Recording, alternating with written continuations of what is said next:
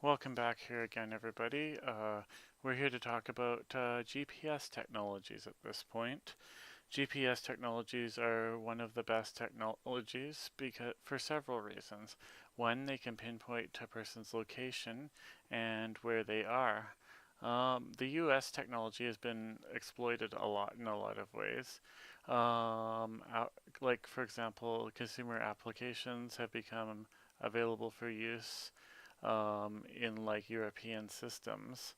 The success for a system for use by the visually impaired will depend on how accessible it is, based on its design and the how valuable the information is in it. So now, what we're going to do is we're going to take a rough look at how Google Maps could be used and determine how it could be used in the classroom and how it could also be used to assist a student or in the finding of a student if that's needed. Okay, so what I'm going to do here now is I'm just going to go to get there. If you're an instructor and you have a student in your classroom who's say blind and needs to know how to get from the classroom to home or to the next class, you can easily do this for them. So the first thing I would always do is I would create a Google account with the name of the student and the class name by it. Never use last names with Google. So let's take an example of that first of all. So let's bring up Google Chrome. The reason I'm bringing up Google Chrome is because it blends the best with the Google architecture. So the first thing we're going to do here is we're just going to go ahead and I've already got my own account signed in, but if we wanted to create an account, we just go ahead and head to gmail.com here. And then what I would do is I would just go ahead and say we want to use another account and we want to create an account here. That's what we want to do if this is our first time setting it up for the student. So for example, say the student's name is Harry. I would go like something like Harry. And then if it was a math class, it might be math SN01, which is like the section number of the course that he's taking. Then Google itself will make some suggestions. If the suggestion is reasonable, I'll go with it. So in this case, Harry Math 697 is fine. We'll Control C that, and then what we'll do is we'll just go ahead and create a password for it. So I'm just going ahead and creating the password here now. Okay. And then once I've done that, I would create the account here. It becomes associated with a phone number, so I can do that here as well, 325. So I'm just going to not put a phone number all the way for the purpose of this project because it's just for research, but I'm going to come right back with you after I've entered the rest of the phone number credentials here. I'll be right back. So what I've done now here is I've gone ahead and I've gone through the process and I've entered my phone number and some of the information that I want, and then I hit continue on the screen. Now that I hit continue on the screen, it's going to send a code to my phone, which I am going to get an input, but for the purpose of this study, because this is research, I won't have that on the screen. I'll just explain it as I go. So I'll be right back. Right, now that we've done that, I've gone ahead and I had to hit verify on the screen, so I'm actually doing that now. So I'll be back again. Now that I've done that, we're actually here at this point, so I'm going to say skip a bunch of stuff. Now Google wants us to accept their operating agreement to be able to use all of their software and all their sources, so I accept the agreement there. And I've gone ahead and I'm waiting. We're just waiting for the agreement to go through here. This actually takes a little while because it has to talk to Google servers. Okay, so then here we are. We got the standard Google mailbox here, but this isn't actually why we're here. So what we're going to do now is we're just going to go ahead and go to maps, maps.google.ca.